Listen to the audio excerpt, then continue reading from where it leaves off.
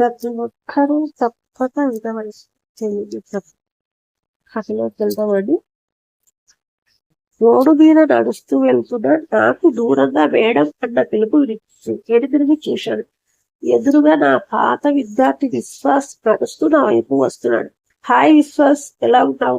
8 సంవత్సరాలు అయింది నిన్ను చూసి అని పలకరించాడు. నవ్వుతూ బాగున్నాడు మేడం, పీజీ కంప్లీట్ చేసి ఈ ఊర్లోనే జాబ్ సెటిల్ అయ్యాను అని చెప్పాడు. ఇంకా ఏంటి విశేషాలు? అందరూ క్షేమమేనా? మీ నాన్నమ్మ తాతయ్య ఎలా ఉన్నారు? ముఖ్యంగా మీ నాన్న ఎలా ఉన్నారు? అమ్మా నాన్న వాళ్ళ పరిస్థితి ఏమైనా మెరుగుపడిందా? అమ్మలో ఏమన్నా మార్పు వచ్చిందా? నువ్వు ఒంటరిగా ఉంటున్నావా లేదా పెళ్లి ఏమైనా అంటూ ఆగదు. లేదు మేడం, పెట్టుగా లేదు, కానీ నా తప్పు నేను తెలుసుకొని మా అమ్మను నా దగ్గరికి తెచ్చుకున్నానని చెప్పాడు. నేను చాలా ఆశ్చర్యంగా చూస్తూ, నువ్వు మీ అమ్మతో కలిసి ఉంటున్నావా అని అడిగాను. అవును మరి, అది అంతగా ఆశ్చర్యపడవలసిన విషయమే. ఎందుకంటారా? అమ్మ పేరు చెప్తేనే అసహించుకునేవాడు. అమ్మ అనే పేరు పలకడమే ఒక పాపంగా భావిస్తాను అని ఖరాఖండిగా చెప్పిన విద్యార్థి వాడు. మీరు ఎన్ని మంచి విషయాలు చెప్పినా వింటాను, కానీ అమ్మ గురించి మంచిగా చెప్తే మాత్రం నేను అంగీకరించు.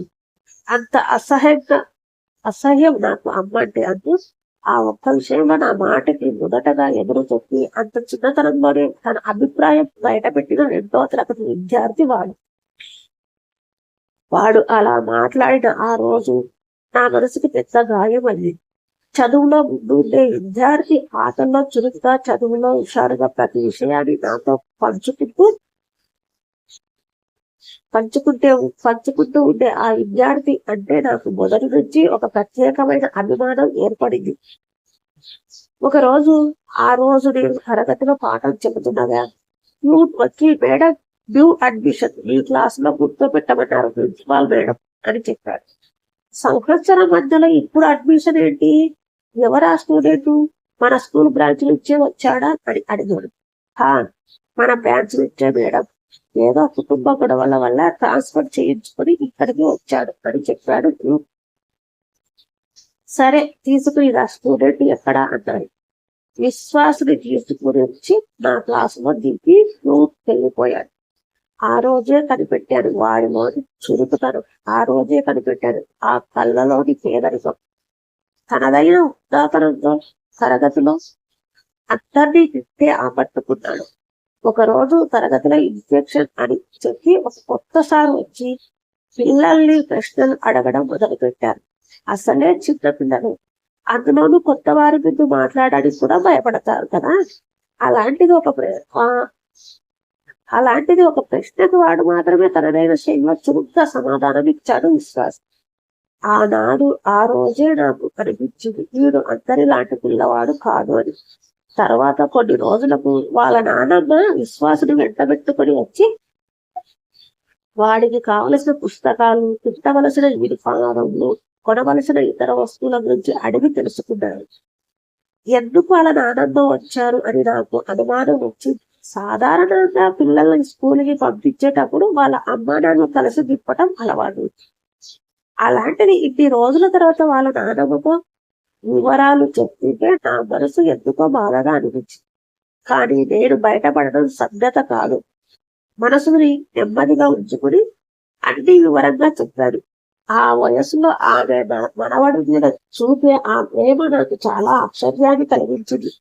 అంత ప్రేమ, అంత వరకు ఎలా వచ్చాయో ఆవిడకి ఆ వయసులో అనుకునేదాన్ని. నా మీద నమ్మకం కుదిరిందో లేక నన్ను చూస్తే చెప్పాలనిపించిందో కానీ వాళ్ళ కొడుకు కోడల మధ్య గొడవల సంగతి నాతో ఎక్కడో పెట్టుకుంది ఆవిడ. వాళ్ళ కొడుకు అమాయకుడని, వాళ్ళ కోడలు మాత్రం చదువుకున్న మూర్ఖురాలని చాలా దుర్భాషలాడి, ఎందుకంటే పెద్దవాళ్ళ ఆస్తి గొడవల వల్ల తన కాపురాన్ని నాశనం చేసుకున్నాడు అని చెప్పి. నాకు బాధ కలిగించిన విషయం ఏమిటంటే విశ్వాసుకి ఒక చిన్న తమ్ముడు కూడా ఉన్నాడట. వాడు వాళ్ళ అమ్మ దగ్గర ఉంటాడట. అమ్మమ్మ తాతయ్యతో కలిసి ఉంటాడు. విశ్వాస్ మాత్రం నానమ్మ తాతయ్యలతో వాళ్ళ నాన్నతో కలిసి ఉంటాడు.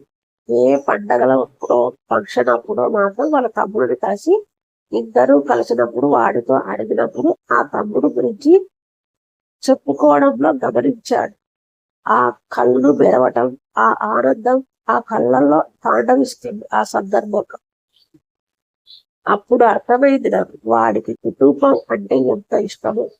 మనసులో ఇష్టం ఒకటి కాదు, వాడు వాళ్ళ అమ్మ నాన్న వాళ్ళని, వాళ్ళ తమ్ముడిని ఎంత మిస్ అవుతున్నాడో కూడా అప్పుడే అర్థమవుతుంది గమనించే వాళ్ళం. అంతేకాదు పండగల సమయంలో మాత్రం అమ్మమ్మ తాతయ్య, ఇటు నాయనమ్మ తాతయ్య కూడా పిల్లలిద్దరికీ బట్టలు తీసుకుని పండగ అందరూ కలిసి జరుపుకుంటారు. కానీ వాళ్ళ అమ్మా నాన్నలు మాత్రం వేరు వేరుగా ఉండిపోయారు. ఏవో పెద్దవాళ్ళ గొడవల వల్ల విడిపోయిన అమ్మా నాన్నలు కలిసి పంచే ప్రేమకు దూరమైన పసికందు వాడు. ఎంత మనం ప్రేమను పంచినా కూడా అమ్మా నాన్నల ప్రేమకు దూరమైన బిడ్డను జీవితంలో ఎంతో కోల్పోతారు అని చెప్పాలి. అందమైన వారి బాల్యాన్ని దూరం చేసిన ఈ గొడవలు వారి జీవితంలో వారు కోల్పోయిన దానికి ప్రతీకలు. ఎన్నటికీ తిరిగి రావు ఈ బాల్యం. వాడి అభిప్రాయం మంచో చెడో నాకు తెలియదు, కానీ వాడికి ఎలా చెడుగా మాటలు చెప్పి ఆమెను మనసులోకి రానివ్వకుండా చెప్పిన చేసిన వాళ్ళ నాన్నమ్మ వైపు పెద్దవాళ్ళు అంటే మాత్రం నాకు చాలా కోపం వచ్చింది. అలా అని వాళ్ళు కూడా ఏమి చెడ్డవాళ్ళు కాదు. పిల్లాడి బాధ్యత నెత్తి మీద వేసుకుని మరీ పెద్ద వయసులో చిన్నవాడిని సాకుతున్న మంచి మనసున్న వాళ్ళే. అటు అమ్మమ్మ తాతయ్యల ఏకైక పుత్రుడు వాళ్ళమ్మ. అతి గారాబంతో అల్లారు ముద్దుగా పెంచుకున్నారు. తన కూతురికి మనసుకు నచ్చిన పని అత్త వాళ్ళ ఇంటికి వెళ్ళటం, కారంగా పెంచుకున్న కూతుర్ని మందలించలేక, వారి వివాహాన్ని నిలబెట్టలేక, వారి కాపురాన్ని సరిదిద్దలేక నానా అగచాట్లు పడ్డారు. కానీ ఏం చేస్తావు, నువ్వు పిల్లవాడిని చూసుకుని నీ ఇంటికి వెళ్ళిపో అని చెప్పలేకపోయారు. అనేవారు చేసిన తప్పు. పెద్దవాళ్ళు చేసిన ఆ తప్పు వల్ల 2 బాల్యాలు ప్రేమ కోసం తగ్గించిపోతున్నాయని వారికి అప్పుడు అర్థమవ్వలేదు. ఆ నలుగురు పెద్దవాళ్ళలో కనీసం ఒక్కరైనా వీరి బాల్యం గురించి, వీరికి కలిగే ప్రేమరాహిత్యం గురించి, చిత్రమైన వారి బాల్యం గురించి ఆలోచించి ఉంటే ఆ అన్నదమ్ములు ఇద్దరికి ఒక అపురూపమైన బాల్యం తిరిగి వచ్చేది. వీరి బాల్యంతో పాటుగా వీళ్ళ అమ్మా నాన్న కూడా వారికి లభించిన అపురూపమైన జీవితాన్ని, చేతికి అంది వచ్చే అమూల్యమైన జీవితంలో భాగాన్ని చేతులారా వారే నాశనం చేసుకుంటున్నారు. వారి జీవితానికి వారే చిదిపెట్టుకున్నారు. ఆలుమొక్కలు ఇద్దరిలో ఏ ఒక్కరికైనా కొంచెం ఓపు ఉంటే ఈ పరిస్థితి వాళ్ళ కుటుంబానికి వచ్చేది కార్యము అనిపిస్తుంది. ఏది ఏమైనా కానీ, లేదా పరిస్థితుల ప్రభావము, ఆలోచన తేడాను ఏమో కానీ, చిన్నపిల్లాడి జీవితంలో అది ఒక మరుపురాని కలకలం లేదు. పెద్దవాళ్ళ మనస్తత్వాల ఎన్ని భేదాభిప్రాయాలు ఉన్నప్పటికీ చిన్నపిల్లల్లో ఆ భావనతో వేరే వ్యక్తులకు దూరం చేయడం అన్నది మాత్రం వాళ్ళ సంకుచిత మనస్తత్వాన్ని బయట పెడుతుంది. చిన్నతనంలో వారి మనసులో మంచి నాటుకుంటే మంచి, చెడు ప్రేరేపిస్తే చెడుగా వాళ్ళ ఎదుగుదల ఉంటుంది అన్నది మాత్రం నిజం. ఎందుకంటే చిన్న పిల్లలు మట్టి ముద్దలు, వాళ్ళను ఎలా కావాలంటే అలా మలుచుకోవచ్చు. మన బాల్యంలో వారికి ఏమి అందిస్తే అవే మనం తిరిగి వారి వద్ద నుండి పొందవచ్చు. మనం ప్రేమను పంచుతూ ఉంటే ప్రేమను అందించే బొమ్మలు వాళ్ళు. మనం ఎలా మలిస్తే అలా రూపుదిద్దుకునే మట్టి బొమ్మలు వాళ్ళు. అలాంటి బొమ్మల్ని మన స్వార్థం కోసం ఎన్ని రంగుల్ని చూసి ప్రపంచం మాయలో వాళ్ళని తోయకూడదు.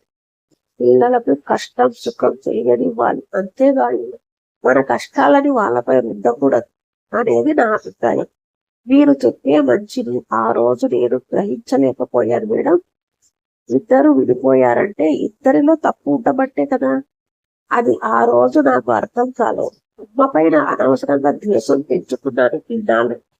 ఆ విషయంలో నాకు ఇప్పటికి కానీ కనువిప్పు కలగలేదు అంటే తన దూరంలో తాను చెప్పుకుపోతున్నాడు విశ్వాస్. నీళ్లు నిండిన కళ్ళతో అతని వైపే చూస్తూ వాడు చెప్పేదంతా వింటున్నాడు. తల్లిదండ్రులకు నిజమైన ముద్దు బిడ్డ వీడు. ఎందుకంటే పరిపూర్ణత కలిగిన ఆలోచనతో ఒక అమ్మని సాకడమే కాదు, అమ్మా నాన్నని కలిగిన ఆ బిడ్డ అంటే ఇద్దరి మనసులో ఎనలేని ప్రేమ జల్లే మొదలవుతుంది.